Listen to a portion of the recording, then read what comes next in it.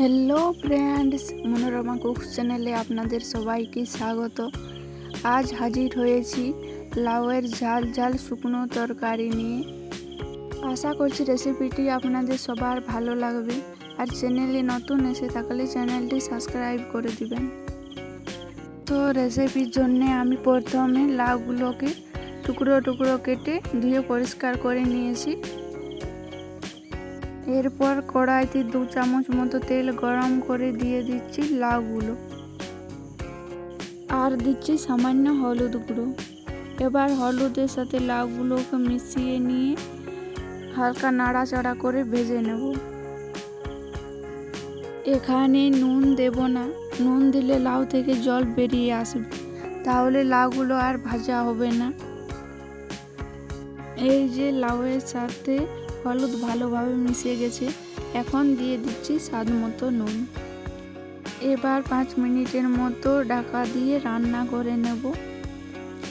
এতে আর কোনো জল দেওয়ার প্রয়োজন নেই। নুন দেওয়ার ফলে লাউ থেকেই অনেক জল বেরিয়ে আসবে। লাউ রান্না হতে থাক, ততক্ষণে আমি মশলা তৈরি করে নেব।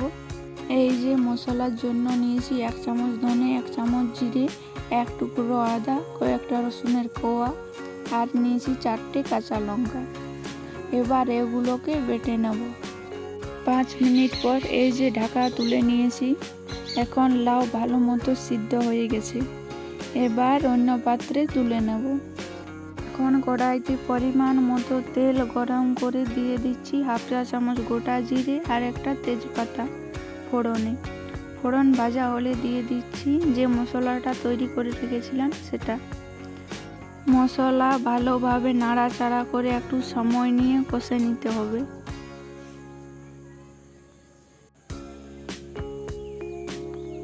এখন দিচ্ছি সামান্য হলুদ গুঁড়ো। এখন হলুদের সাথে মশলাটাকে ভালোভাবে মিশিয়ে নিতে হবে।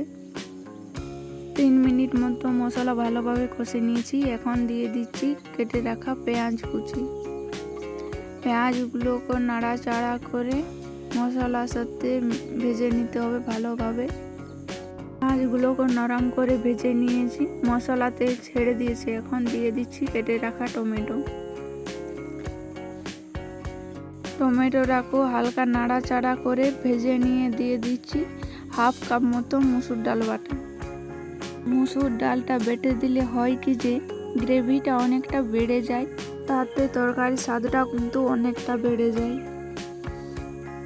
এই যে মুসুর ডালটাকে নাড়াচাড়া করে ভালো মতো কষে নিয়েছি। এবার এতে দিয়ে দিলাম সিদ্ধ করে রাখা লাউ।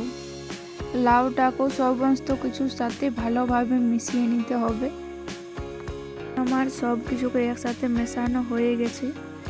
এখন এখানে দিয়ে দিচ্ছি অল্প পরিমাণে জল। এখন 2 মিনিটের জন্য ঢাকা দিয়ে রান্না করে নেব। 2 মিনিট পর এই যে ঢাকা তুলে নিয়েছি। এখন সর্বশেষে দিয়ে দিচ্ছি 1/2 চা চামচ গরম মশলা আর কয়েকটা চেরানো কাঁচা লঙ্কা। দেখুন মুসুর ডালটা বেটে দেওয়ার ফলে দেখতে কতটা লোভনীয় লাগছে, আর তরকারিটা হয়েছে অনেক পুরো। গরম ভাতের সাথে এরকম রেসিপি থাকলে 2 মুঠো ভাত বেশিই খাবেন। আমার রান্নাটা হয়ে গেছে, এবার গরম গরম সার্ভ করার পালা। আশা করছি রেসিপিটি আপনাদের ভালো লাগবে। আর আমার চ্যানেলে নতুন এসে থাকলে চ্যানেলটি অবশ্যই সাবস্ক্রাইব করে দিবেন।